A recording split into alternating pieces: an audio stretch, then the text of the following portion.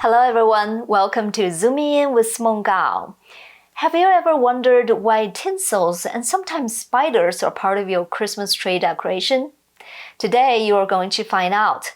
Raymond Arroyo, EWTN lead anchor and Fox News contributor, is going to share with me his new children's book, The Spider Who Saved Christmas. It is a beautifully illustrated book that tells a touching story about the message of Christmas, the origin of the spider decoration, and it helps to illustrate just how important the Christmas tradition is to the world. Take a listen. Raymond, thank you very much for joining Zooming In today. Happy to do it. Okay, I know you just had a new book out, The Spider Who Saved Christmas. I have to confess, among all the Christmas legends, I have never heard about the spider story. So can you first tell us how you found the story and what's the origin of it? Well, you are not alone. I had gone my whole life and had never heard this story. But when I was traveling in Eastern Europe, I realized on many of their trees, they obviously put a ton of tinsel on those trees. But on the branches, they often have these little spiders, little spider ornaments. And I couldn't figure out why everywhere I went in Eastern Europe, there were these spider ornaments in a tree. I thought maybe it was just a holdover from Halloween or some local tradition. Well, it turns out both the tinsel and the spiders come from this legend. And it was many years later where I was researching another book, and I found a very slight citation at the end of one of these big, thick Bible commentaries. And it simply said, there is a legend of Mary, Joseph, and the baby Jesus hiding in a cave, and they encountered this spider who performs an important service to them. That's all it said. So I went and researched this old legend, dug it up, and I've kind of expanded it a bit because it was very spare, and added some characterization. And I think it's one of the most beautiful stories of the Christmas season because you never hear this part of the story. Whenever you think Christmas or the birth of Jesus, you think, the stable and the wise men and the star. We never think about this part of the story, which is right after the birth, when the family has to take everything they have and they run to Egypt. And in my story, they're hiding in a cave for their lives, fearing that these guards are going to come in and kill them. And part of the reason I think the story has resonated so deeply with people now is because in this COVID lockdown period, so many people, so many families have been hiding in their caves, trying to protect each other. And the lesson, the moral at the heart of this story is, if you have enough faith and you have the love of family, there is great hope there, and the light will eventually reveal itself. And I think that's resonated a lot with people. Yeah, exactly. I mean, it's a very touching story, and I can tell you really put your heart into writing it. And I think with children's stories, there's a certain gentleness and pureness in it that can touch people's heart and soul, not just for children, but for adults as well. I read the book. Yeah, I read the book and I love it. So yeah, you already told me what you want to bring to the world with this wonderful story. Do you want to, the other question I have is, is this the first time you write like a children's story, or you write children's story often?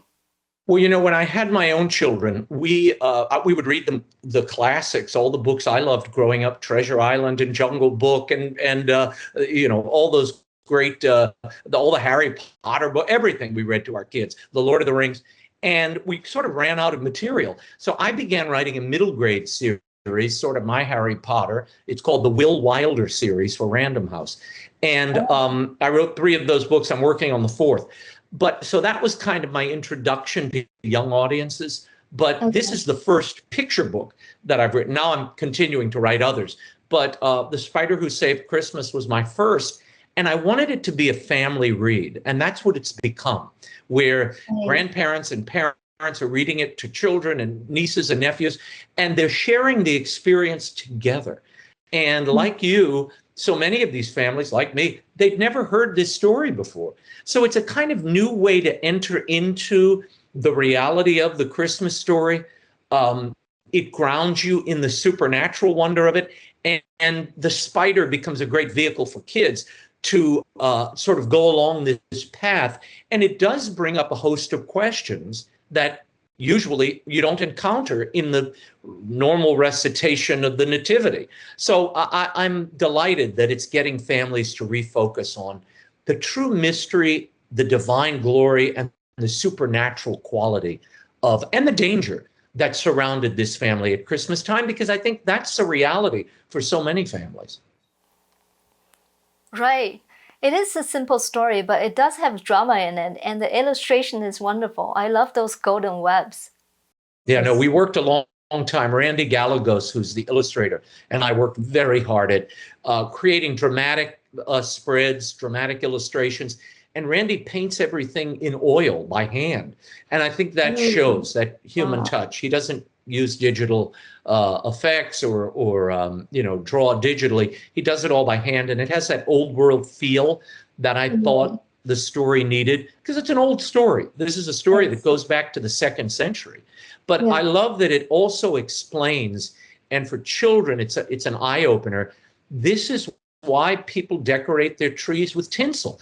It's not to replicate icicles. It is the tinsel is an homage to this story. So in some ways, it's the origin story of tinsel, which makes a neat connection, I think, for families and kids. Yeah, exactly. Unfortunately, Christmas is under attack in America today. I know Christmas is very important to you, but can you also tell us how important Christmas to this country as well?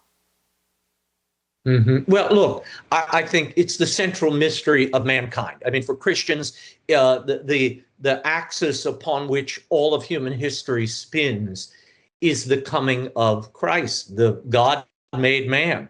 And look, it's a bold concept. And if God came as a little baby at this moment in history, not only did he inspire revolutions and kingdoms, love and war, all of that is bound up in the birth of this child. So it's worth pondering, it's worth considering. And I think in America, we've gotten so far away from that essential mystery and the wonder of it. And we get bombarded by reindeer and snowmen and buying and eating and selling, that we lose that reality of love and wonder and divinity among us. And I think this story, at least I tried in The Spider Who Saved Christmas, to remind young families and older families of that mystery. And children's literature has a way of awakening the child in us, the young at heart. It calls all of us to that sense of awe.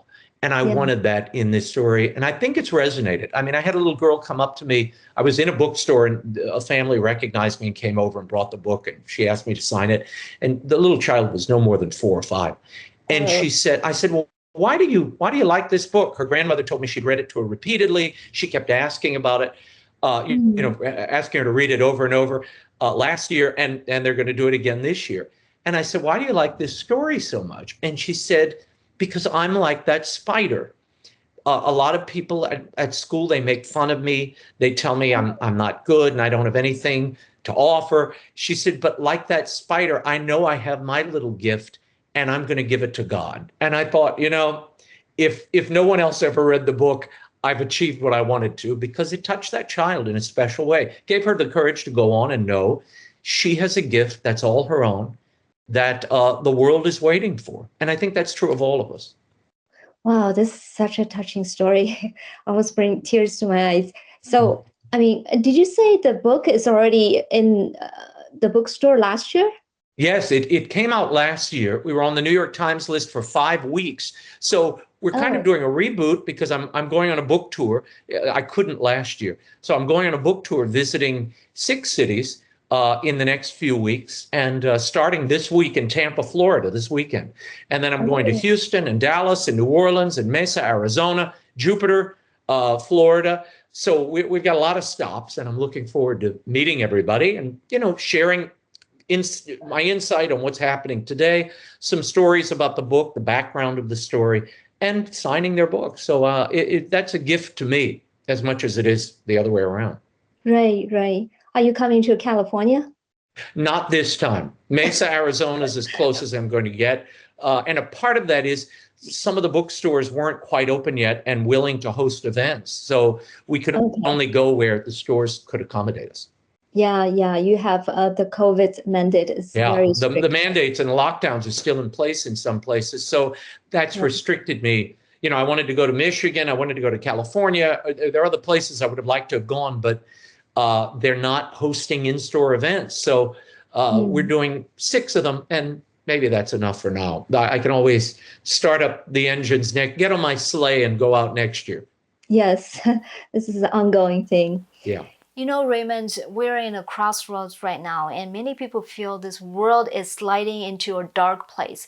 COVID, inflation, weak economy, communist and socialist influence and infiltration, danger of war. Things are not good, and yet people do not know if we can get back on the right track again. So, what's your thought on this? How should people deal with a world like this? And do you think America can become the shining city upon the hill once again? Well, I think, look, you have to, hope springs eternal. And I think particularly at Christmas time, we have to kind of put politics on the back burner and focus on the things that really matter. Part of the reason that I write for children is I'm looking at the long game here. When you look Mhm. at fourth grade reading levels, when 67% of fourth graders are not at competent reading level, the implications of that are horrible. It leads to incarceration and dependency on welfare. A whole host of problems come from something as simple as reading competency in fourth grade. So we have a very small window between birth and fourth grade to really excite these kids about reading and literacy and the adventure of reading. Because if you learn to enter a book and you learn to enter the world of a book, it creates critical thinking. Your imagination is triggered. But if you aren't reading, that whole world closes to you. And not only do their stories end, but our story as a people ends. So I think we have to focus on family, spending time with those who really need our help, literacy programs. I always tell retirees, you have the time, volunteer at a local school or library, read to kids. That little half hour could make the difference between a lifeline being thrown to those young children or not. So I try to focus on the things we can do each day. Politics, particularly federal politics, are so far removed from our Mhm. influence, but local politics, school boards, those are the things, your local community, you can affect that. You can change that. And I think if we begin there, then those other things will in time take care of themselves or not. But it's up to us. And I always say, do the thing you can do now. And that begins in your family, your community, your state. And once you feel you've got a handle on that, then worry about the national politics. But we all run to the global and economic, macroeconomics. You have very little impact on that. So do I. So we have to really focus on the things that we can change and make better and start there. This question is a little bit off the track, but I'm just curious. You're a man of faith, and the foundation of this country is also faith. But right now, Christianity is under attack. And how do you think faith could be restored in America? Well, there's always hope. There's always hope. And look, I think you look at these downturns, you look at these moments of despair. I mean, when I see inflation on the rise and you see these supply chain problems, there's a flip side to this. And the flip side is people spend less, they spend more time together. God may have other plans here that are unfolding at times through painful circumstances. So you have to be open to that as well. Not that you want to have people suffer or be in terrible circumstances, but sometimes that's the step to true growth and something really positive and wonderful happening. So we have to be open to that. But your point is well taken. And I think if you read Ben Franklin, Sam Adams, John Adams, many of the founders, this entire experiment in Republican representative government, democracy, was predicated on a couple of things: a moral people and an informed people. And I worry that we're losing both of those. And that's part of what why I write for children. You want them to be literate. You want them to be informed. You want them to be engaged citizens. And you can't have engaged citizens if people can't read. Similarly, you can't have a moral people unless they are reading and engaged. So these things often go hand in hand. But yeah, I hope that these circumstances will create a situation where we see a reflowering of faith, people dependent on God and on each other instead of the government and some foreign entity for their care and well-being. So that may be a good side benefit of this, of the pain and the awful things we're seeing around us, that you see a rediscovery of faith, because that will lead to a moral people, and that will lead to better government, better outcomes, in the political and global sphere. Well said. Last question. Any tips for parents who are shopping for Christmas presents for their children this year? Yeah, well, obviously, I'm going to be self-serving. If you have a middle grader, somebody who likes those chapter books and something you can read together as generations, the Will Wilder series is a great read. And of course, The Spider Who Saves Christmas is a wonderful story that I think will enrich your family traditions. And I built it so that it could be read on two levels. You can read it as a child and you can read it as an adult. And you'll both find something slightly different there. I think all good children's literature works on those two levels, because there's only so much, a child will enjoy the ride in the foreground. The adult is going to see the shadows and the movements beneath the surface and the sharing of the experience. I've got letters here on my desk that, the grandparents and kids interacting. That shared experience is as important or more important than the story they're sharing. So I would encourage them, yes, go and get good stories. I hope you read mine. But most importantly, share it together. Take the time to read it together. Give yourselves the gift of each other and the wisdom of childhood and the wisdom of old age, so you can share those experiences. That's how we progress as a people and as a culture. Right. Wonderful. I'm going to get my family a copy as well. The Spider Who Saved Christmas by Raymond Arroyo. Thank you, Raymond, for coming to Zoom Me In today. Best luck to your book, and hope to talk to you very soon again. Thank you. Thanks so much for the time. Thank you. And Merry Christmas. Oh, Merry Christmas to you too. This concludes our program for today. Please like, share, and subscribe to our channel if you like our production. I would also like to make an announcement. We are producing a documentary movie right now, Xi Jinping's War on Taiwan. A lot of unique content. Dive right into the heart of China's behind-the-door politics, experts from mainland China, Taiwan, and America. I will update you with our progress very often. Thanks again, and I'll see you next time.